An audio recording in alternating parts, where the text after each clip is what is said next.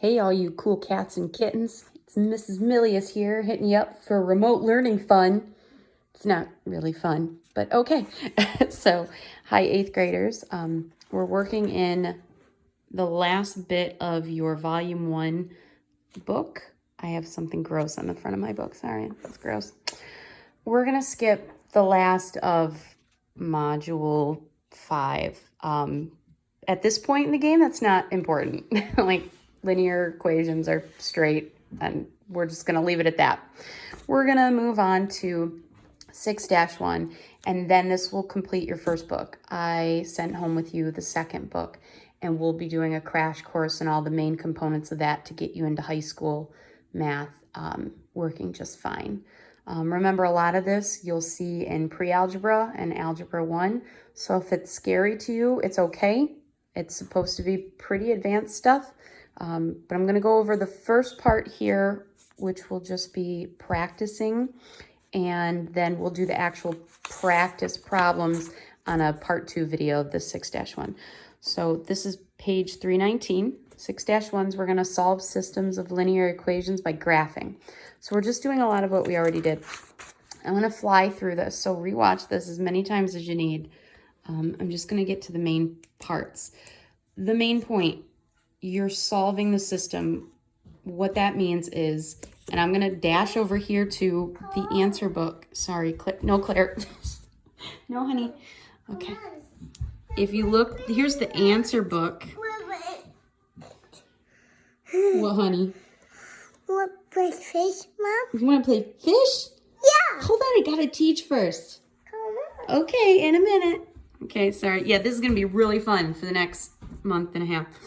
All right, here's the answers from page 329, and I'll show you this on the second portion. The main part you're going to see here is you're solving each system. So there's going to be some that intersect, and where they intersect, that point right there, that will be your solution. If they don't intersect, they have no solution. And if they have the exact same line, it's infinitely many. So we kind of talked a little bit about this, if I'm remembering correctly, in, I think it was the end of 4. And I think you were pretty excited about the easiness of it overall. I mean, it wasn't super easy, but that's all we're doing. So we're checking to see if they're the same line, if they're parallel and they'll never cross, or if they have a point where they intersect. So the first part on page 320 is for one solution. One solution means they intersect. There's a point with an X and a Y where they intersect. So we're going to go through this. Bear with me. All right. We're going to graph them. So we're graphing these. Got to flash back for a minute and be like, all right, how do I do this slope and all that? Remember, the X is the slope, and this is the Y-intercept. So the first one is, where's our Y-intercept? We always start with that. -3. So you come over here. -3 on the Y. 1, 2, 3. All right. So we got a -3 there. Then it's -2x. When we're doing slope, we go Y over X, which is tricky to remember. So we'd go -2, +1. Okay. And then, well, we're out of room there. So we just go backwards. We'll go +2, -1. Okay. Oops. And then +2, -1. See how it's matching? If the graph went farther, we could certainly go this way more. But this way we do this way. We'll do one more just for a hoot. So -2, +1. In this case, we did +2, -1. You can just switch them. Just like with a fraction, if we had 2 over 1, doesn't matter which one is the negative, it just makes one of them negative. It makes the whole thing negative, okay? That's what we're doing there. All right, so now let me see if I can draw a line without a ruler here. Okay. Well, wasn't the best, wasn't the worst. There we go. Close enough. All right, I'm going to put my purple pen down. I'm going to grab my blue one. The next one, we start with the Y-intercept, which is, 5. So 1, 2, 3, 4, 5, way up here. You might be thinking, how are these ever going to intersect? They do. It's 2x. So that just means it's 2 over 1, just like this, but it's positive. So we can't really go positive 2 up 1. It's off the graph. So we go backwards. -2, -1. Say what? Okay, so now I'm going to draw it over here. If it's like a fraction, -2, -1 is the same as the 2 over 1, because 2 divided by 1 is 2. -2 divided by a -1 is still 2, because a negative divided by a negative is a positive, so it's identical. So you can just go backward. We didn't get into that a lot. Boom. Oh, look, that's where they're going to intersect. -2, -1. See, I could go -2. Remember, with slope, we do y first. So I'm just going to do a quick... Okay, where do they intersect? Here. What number is that? 1, 2. So it's a -2 on the x. -2 and a +1. That's it. So it's -2. Fun. I know. Math is so fun. There's my slippers. Okay. At least I'm not in jammies. All right. So this is the same thing just to check it. But look, you can see our answer is correct. Claire, let go, baby. Oh, my goodness. All right. So if we're going to do it over here, you'd go, Claire, honey, you're fine, baby. I've already played fish with you today. She doesn't like me working from home. This one we'll do first. It's +3 here. And it's just x. So remember, it's up 1 over 1. Up 1 over 1. In this case, we can go down 1, -1. Remember, 1 over 1 is the same as -1 for -1. So you can keep going. We'll just do one more, okay? Now let's do the top one, 4x. There's no y-intercept listed. There's no anything after the x. What does that mean? Do you remember? Oh, let me switch my pen, sorry. Here is where it intersects, just there. All right, now 4x is 4 over 1. So we can go up 4 over 1, boom, and that's where it's gonna hit. Or you could go -4, -1. -4, -1. And it's gonna be a nice line like that. But we know it intersects here, which is 1, and 1, 2, 3, 4. So it intersects at +1 for the x and +4.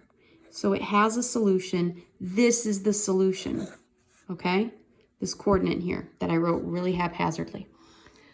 All right, the next part, this is weird. Just basically, you know, like 3, okay? An x line would be like here, and a -6 going to be here. Okay, they intersect there. Duh. All right. Oh, look, there's the answer. It's like exactly the same. If you were to have it written like this, there it is in the coordinate form. All right, we're not going to do that. Over here, this is tricky. So this is just doing it from slope-intercept form. This is going to be really weird, and you're like, what? You'll do more of this in algebra or pre-algebra in high school. So if it's not in slope-intercept form, which is y equals mx plus Claire Bear plus b, then you're going to make it that way. So it doesn't show it. Well, we have a y. It's over there. So let's get rid of this x. So we're going to take away 4x. Okay? We're going to subtract the 4x there. Get it to the other side. See how it's now over there and it's negative? Okay? We can't combine the 16 and the 4x because this has no variable. This has an x. So you can't do it. So now we're left with 2y equals 16 minus 4x. Okay? So now this cancels each other out. Now we have this here. But it's still not simplified because it's not y equals. It's 2y. So we have to get rid of that 2. We need to just make it a y. So you're going to do the basic algebra where you isolate the variable and all that. So we're going to divide by that 2, divide by that 2. Whatever number is connected there. This will cancel it out to leave just y. 16 divided by 2 is 8. And -4x divided by 2 will be, see, they put that negative there for us already, so you don't want to put an extra one, just 2x. And now they're backward. They're not mx plus b. It's b plus mx. So we're going to switch it. We're going to put the 2x there, okay, and the 8 there. But this is a minus, so you can't forget. You got to travel with that. If you don't get that, it's okay.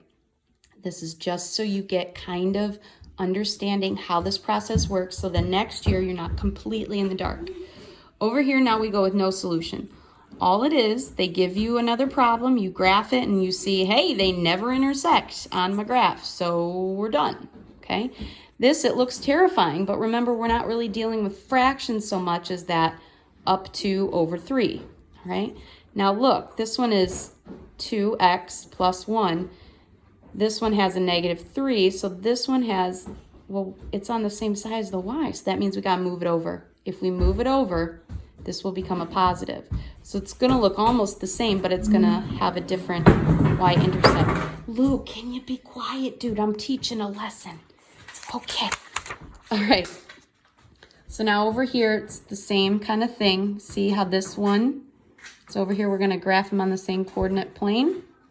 All right, so if you have negative 3, 1, 2, 3, and then you go up 2 over 3, up 2 over 3, that'd be out there, down 2, negative 3. Okay, so we got this one is starting at a positive 1. Let me switch. Positive 1, and then we have up 2 over 3, up 2 over 3 again, down to negative 3. Okay, as you can see, this has no solution because they're parallel. All right, moving on. Over here, this one, that x is on the same side as y. We got to get rid of that. So we're going to go plus 2x plus 2x. That means you're going to have y equals 2x, a positive, plus 4, because that's a positive 4. And then your other one is y equals 2x. All right, so if we're going to graph this, we got one that starts with no slope intercept. It just starts, or no y-intercept, I'm sorry. It just starts there.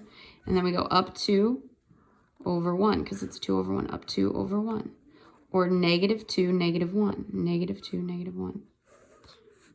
Right, we did that one. Now let's do this one. Positive 4, we start off 1, 2, 3, 4. Now we go, well, that's not going to work, so we're just going to go negative 2, negative 1, negative 2, negative 1, negative 2, negative 1. Oh, you can tell they're parallel, so that means it's no solution.